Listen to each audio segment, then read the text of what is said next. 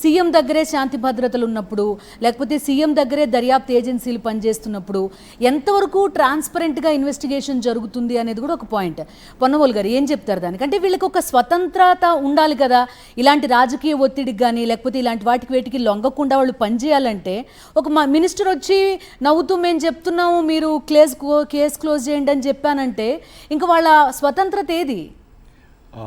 నేను ఆ విషయంలో విభేదిస్తానమ్మా మిమ్మల్ని. వాళ్ళ తప్పు లేదు అనే దాన్ని మటుకు విభేదిస్తాను. అది కరెక్ట్ కాదు. ఒక ఇన్వెస్టిగేటింగ్ ఆఫీసరు ఏ విధంగా ప్రవర్తించాలా, ఏ విధంగా కేసులు చేయాలనేది చాలా స్పష్టంగా సుప్రీంకోర్టు చాలా స్పష్టంగా చెప్పింది. తీసేయండి సుప్రీంకోర్టు పాపం, వారు చాలా స్పష్టంగా చెప్పినా కూడా ఇక్కడ భారత రాజ్యాంగం కానీ సుప్రీంకోర్టు కానీ ఇక్కడ ఏమీ పెద్ద ఖాతరు చేసే పరిస్థితి ఇక్కడ లేరు. షియోనందన్ పాస్వాన్ కానీ వినీత్ నారాయణ్ కానీ investigation agencies must function free from political interference. Vineet Narayan versus state of India 1997 supreme court వారు చాలా స్పష్టంగా చెప్పింది. దీన్ని ఖాతరు చేయకపోవడం ఇన్వెస్టిగేటింగ్ ఏజెన్సీ తప్పు. వాళ్ళేదో భయపడ్డారనేది పోలీసు వారే భయపడితే ఇంకా సామాన్యుడిని ఇంక ఈ రాష్ట్రంలో ఎవరు సేఫ్ అని చెప్పండి. పోలీసు వారు మేము భయపడ్డాము వారి మీద కేసు పెట్టడానికని కానీ ఆ మాట చెప్తే ఆ మరుక్షణం వాళ్ళు ఉద్యోగం చేసేదానికి అర్హులు కాదు. ఇంకోటి కూడా చెప్తున్నాను, చట్టం చెప్తుంది you should be free from political influence. ఒక పబ్లిక్ ప్రాసిక్యూటర్ షియోనందన్ పాస్వాన్ కేసులో ఏం చెప్తున్నారు, మీరు పబ్లిక్ ప్రాసిక్యూటర్ అంటే పబ్లిక్ ఇంట్రెస్ట్, అంతేగాని అధికార పార్టీకి వంతబాడమని ఎక్కడ చెప్పలేదు. మరి కూడా ఇంకొక కేసు అమ్మా, రామ్ నరేష్ పాండే కేసులో కూడా withdrawal of the cases must be for the public good. వాళ్ళు ఇండివిజువల్ బెనిఫిట్కి చేయకూడదు అనేది చాలా స్పష్టంగా సుప్రీంకోర్టు తీర్పులు చెప్తుంది. ఇంకా అసలు ఎమ్మెల్యే ఎంపీల మీద కేసెస్ అవినీతి కేసులు క్లోజ్ చేయకూడదని హైకోర్టు పర్మిషన్ కావాలని సుప్రీంకోర్టు చెప్తుంది.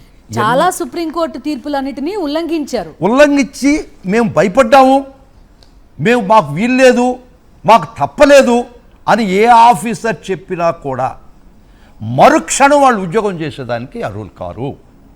వారు తప్పు లేదని మీరు అనుకుంటున్న తప్పు ఖచ్చితంగా వాళ్ళకుంది. నవ్వే చెప్తున్నాను ఇది కానీ వినకపోతే తర్వాత సంగతి చూస్తామని చెప్తున్నారు. ఆ పరిస్థితిలో ఆర్కే గారు చెప్పినట్టు ఇంత నిస్సిగ్గుగా ఇంత నిర్భీతిగా ఒక మంత్రి ఒక ఆఫీసర్ని కేసు పెట్టిన ఆఫీసర్ని 164 స్టేట్మెంట్ నా దగ్గర రికార్డు ఉందండి. 160 ఈ అన్ని కేసులు 164 statement of Shri Cherukuru Sridhar, 164 statement of Kantilal Dande, 164 statement of Ajay Jain, statement of K Ravindrababu. వీరి యొక్క మ్యాజిస్ట్రేట్ గారి ముందరిచ్చినటువంటి స్టేట్మెంట్ల ప్రకారం కేసులు పెట్టడం జరిగింది. ఈ చెరుకూరు శ్రీధర్ చూడమ్మా, స్టేట్మెంట్ ఆఫ్ చెరుకూరు శ్రీధర్ ఏం చెప్తాడంటే, నా కుటుంబాన్ని చంపేసేటట్టున్నారు, నా కుటుంబానికి రక్షణ కల్పిస్తే వారి స్టేట్మెంటు, నేను ఇంకా చాలా విషయాలు చెప్తాను. ఈ చెరుకూరు శ్రీధర్ స్టేట్మెంట్ ఇవ్వడం జరిగింది. These are the statements. ఈ విధంగా భయకంపితం చేసి ఒక ఇన్వెస్టిగేటింగ్ ఏజెన్సీని ఈ విధంగా అధికార దుర్వినియోగం ఈ లెవెల్లో చేస్తే వారు చేయబడ్డ ఆఫీసర్లు ఉద్యోగానికి ఉండడానికి ఒక్క క్షణం కూడా అర్హులు కారు. చేసినటువంటి ఆ అధికార పక్షం, ఆ అధికార నాయకులు ఖచ్చితంగా అధికారంలో ఉండడానికి ఇంకొక క్షణం కూడా వాళ్ళు కూడా అర్హులు కాదు. వాళ్ళు ఏమని ప్రమాణం తీసుకున్నారమ్మా, రాజ్యాంగబద్ధం రాగద్వేషాలకు అతీతంగా వాళ్ళ ఓత్ ఏమని తీసుకున్నారు, దానికి వ్యతిరేకంగా వాళ్ళు ప్రవర్తిస్తూ ఆఫీసర్లను భయపెట్టి వాళ్ళ కేసులు వాళ్ళు పునీతులై క్లోజ్ చేసుకున్నారంటే ఒక్కటి కాదమ్మా. ఈ స్కిల్ డెవలప్మెంట్ కేసులో ముఖ్యంగా 370 కోట్లు అవినీతి జరిగింది. కొంచెం టైం తక్కువగా ఉంది. ఫైనల్లీ మీ కంక్లూజన్స్ ఏంటి అనేది ఒక్కసారి కంక్లూజన్స్ ఆర్ సో సింపుల్. చట్టాన్ని ఈ రాష్ట్రంలో ఇన్ని చట్టాలు ఉన్నాయి వాళ్ళ మీద పెట్టినటువంటి కేసులు ఇవన్నీ పుస్తకాలకు మాత్రమే పరిమితం అయ్యి ఉంది. ఇవి పుస్తకాల నుంచి పేజీల నుంచి వారికి దగ్గరగా పోయే పరిస్థితి రాష్ట్రం లేదు. ఒక రాజ్యాంగం లేదు, చట్టాలు లేవు. చట్టాలుంటే ఆ విధంగా బెదిరిస్తాడమ్మా ఆఫీసర్స్ని. న్యాయం లేదు. చిన్నప్పుడు మనం ఆడుకునే దొంగ పోలీస్ ఆట, దొంగ వాడే, పోలీసు వాడే, న్యాయ నిర్ణీత వాడే, అడ్వకేట్ ఆయనే, జడ్జి తీర్పు కూడా తనకై తను చెప్పుకునే పరిస్థితి వ్యవస్థ వస్తే ఎవరైనా ముద్దాయి ఈ పరిస్థితికి చేరుకున్నాడంటే ఇంకా God save the mother land, ఈ దేశాన్ని, ఈ రాష్ట్రాన్ని దేవుడే రక్షించాల్సిన పరిస్థితి వస్తుంది. దానికి ఒక్క మాట చెప్పి కంక్లూడ్ చేస్తామా, ఏవి భయపడాల్సిన పని లేదు. ఈ సృష్టిలో చెక్స్ అండ్ బ్యాలెన్సెస్ ఈ సృష్టి దాన్ని ఏర్పరచుకుంది. యదా యదా ధర్మస్య గ్లానైర్భవతి అభ్యుతనమం అభ్యుర్ధార్థం అధర్మస్య ధర్మ సంస్థాపనార్థాయ సంభవామి యుగే యుగే. ఇన్ని అరాచకాలు చూస్తున్నప్పుడు మా జగనన్న రూపంలో జగనన్న మళ్ళా వస్తాడు అధికారంలోకి, ఇవన్నిటి తిరగదోడతాం, వీళ్ళ పీచు మనస్తాం.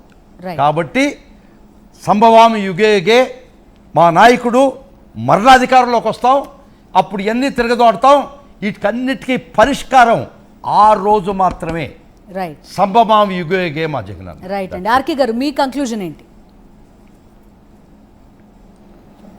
అమ్మ, మీరు ఇందాక అడిగినట్లుగా హైరార్కీలో నాకు తెలిసి పోలీసులందరూ కూడా డీజీపీ గారికి రిపోర్ట్ చేయాలి ఫైనల్గా. అదేవిధంగా ఐఏఎస్ అధికారులందరూ కూడా సిఎస్ గారికి, చీఫ్ సెక్రటరీ గారికి రిపోర్ట్ చేయాలి నాకు తెలిసినంతవరకు. తప్పులే ఉన్నా ఉంటే నన్ను క్షమించమని చెప్పి అందరినీ కోరుకుంటా ఉన్నా. కానీ ఇక్కడ మనం గమనించాల్సింది, రాష్ట్ర ప్రజలకు తెలియంది, హోంశాఖ అనగానే మనందరం అనుకుంటాము హోంశాఖ మంత్రి, హోంమంత్రి ఎవరు అని అంటే సోదరి అనిత గారు అని అనుకుంటాం. ఎస్, అనిత గారే. కానీ ఆమెకి ఇచ్చినటువంటి, ఆమె పర్యవేక్షించేటటువంటి అధికారాలు ఏమేమి ఎంతవరకు ఉన్నాయి అని అంటే, ఆ పోర్ట్ఫోలియోలు హోమ్ అఫైర్స్ ఒకటి, తర్వాత డిజాస్టర్ మేనేజ్మెంట్ ఒకటి, ఇలాంటివి మాత్రమే ఆమె అంటే హోంమంత్రి గారు పర్యవేక్షిస్తున్నారు.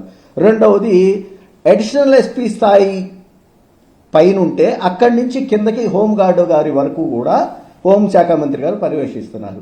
కానీ విచిత్రంగా 726 జీవోని అడ్డం పెట్టుకొని నారా చంద్రబాబు నాయుడు గారు ఇవాళ ఈ రాష్ట్రంలో ఉన్నటువంటి ప్రతి ఒక్క ఐపీఎస్ అధికారిని, ఆయన పనితీరును కానివ్వండి, ఆయన చేయాల్సినటువంటి విధులను కానివ్వండి, అదేవిధంగా ఆయన ఏసీఆర్లు కూడా, ఆయన ప్రమోషన్లు కూడా చంద్రబాబు నాయుడు గారి చెప్పు చేతల్లో ఉన్నాయి అనే సంగతి ఎంతమందికి తెలుసు? ఒకటి, ఇది వాస్తవం. రెండవది, ఇవాళ చంద్రబాబు నాయుడు గారిని ఎదిరించి ఎవరన్నా పోలీసులు భయపడి, వాస్తవానికి భయపడకుండా ఎవరన్నా చట్టం ప్రకారం చెయ్యాలి అని చెప్పి అనుకుంటే ఏం చేస్తున్నారంటే, మనం చూసాం కాంతి రాణా తాత అనే ఒక ఐపీఎస్ అధికారిని, అదేవిధంగా పేరు కరెక్ట్గా గుర్తు రావట్లేదు, కర్ణాటక క్యాడర్ ఐపీఎస్ అధికారిని, చివరికి అడిషనల్ డీజీ స్థాయి అధికారి అయినటువంటి సీతారామాంజనేయులు గారి మీద కూడా తప్పుడు కేసులు పెట్టి, అదేవిధంగా సునీల్ కుమార్ గారు కానివ్వండి, సంజయ్ కుమార్ గారు కానివ్వండి, ఇలాంటి అధికారుల మీద, డీజీ స్థాయి అధికారి మీద తప్పుడు కేసులు పెట్టి వాళ్ళని రిటైర్మెంట్ వరకు సస్పెన్షన్ కొనసాగిస్తా, జీవోల మీద జీవోలు ఇస్తూ ఉంటే ఐపీఎస్లు కానివ్వండి, అదేవిధంగా అడిషనల్ ఎస్పీలు, కింద ఉన్నటువంటి స్టాఫ్ భయపడి చచ్చిపోతున్నారు అనే దానికి ఇది బయటకు అందరూ చెప్పుకోలేకపోవచ్చు. ఆ స్థాయిలో యాంటిసిపేటరీ బెయిల్ మీద ఉన్నటువంటి చంద్రబాబు నాయుడు వాళ్ళ ప్రయత్నాలు చేస్తున్నాడు, బెయిల్ షరతుల్ని ఉల్లంఘిస్తున్నాడు అనే విషయాన్ని దయచేసి ఎవరు మర్చిపోవద్దని చెప్పి నేను కోరుకుంటాను. లాస్ట్గా ఇంకొక పాయింట్ అమ్మా, మనం గమనించాలి, చట్టాన్ని చేతుల్లోకి తీసుకోకూడదు, ఎవరు కూడా చట్టాన్ని గౌరవించాలి అనేది అందరికీ తెలిసి ఇందిరాగాంధీ గారు, పివి నరసింహరావు గారు, శిబు సోరెన్ గారు, ఇలాంటి పెద్దలందరూ కూడా గౌరవ న్యాయస్థానం ముందుకు పోయి చేతులు కట్టుకొని నిలబడి న్యాయమూర్తులకి దండం పెట్టినటువంటి పరిస్థితి మనం చూసాం. వ్యవస్థల్ని మేనేజ్ చేస్తా చంద్రబాబు నాయుడు గారు ఇవాళ ఈ విధంగా మిస్టేక్ ఆఫ్ ఫ్యాక్ట్ అనే దాని కింద కేసులు కొట్టేయించుకోవడం అంటే ఎంత దారుణం, దుర్మార్గమో గమనించమని చెబుతా ఉన్నా. ఇవాళ మిస్టేక్ ఆఫ్ ఫ్యాక్ట్ కింద ఇన్ని ఎవిడెన్సెస్, ఇన్ని ఛార్జ్ షీట్ వేసి నీవు కనుక రేపొద్దున ఈ కోర్టుల్లో కొట్టివేస్తే ఎంత అనర్థం జరుగుద్ది అని అంటే, రాబోయే రోజుల్లో ఎవరైనా సరే ఒక హత్య చేసినా, మానభంగం చేసినా, ఏమి జరిగినా కూడా అధికారంలో ఉన్న వాళ్ళు వాళ్ళకి ఒత్తాసు పలికితే అదే పోలీసులు ఛార్జ్ షీట్ వేసినప్పటికీ కూడా మిస్టేక్ ఆఫ్ ఫ్యాక్ట్ అయింది సార్, ఇతను వదిలిపెట్టండి అని చెప్తే వదిలిపెడతాయమ్మా న్యాయస్థానాలు? Right, sir. ఆర్కే గారు, time అయిపోయింది, ఆర్కే గారు. వ్యవస్థలను మేనేజ్ చేయొద్దు చంద్రబాబు నాయుడు గారు అని చెప్పి కోరుకుంటా ఉన్నాను. Right sir, yeah. Thank you. వాళ్ళు ఏ విధంగా కొట్టేశారు? వాళ్ళు కేసులు మిస్టేక్ ఆఫ్ ఫ్యాక్ట్ కింద కొట్టేయడానికి దాని యొక్క రికార్డ్ ఏది, దాని యొక్క సాక్ష్యాలేయి మేము పబ్లిక్ కాపీస్ అడిగామమ్మా. ఆఖరికి దుర్మార్గం ఏంటంటే ఆ పబ్లిక్ కాపీస్ కూడా మాకు ఇవ్వలేదు. రైట్ ఏ విధంగా కేసు కొట్టేశారని ప్రపంచానికి తెలియకుండా కూడా చేశారు. రైట్ కానీ అది మేము అప్పీల్ చేసాం, అది వేరే విషయం. So they don't want even public to know how this they closed the case. Right. RK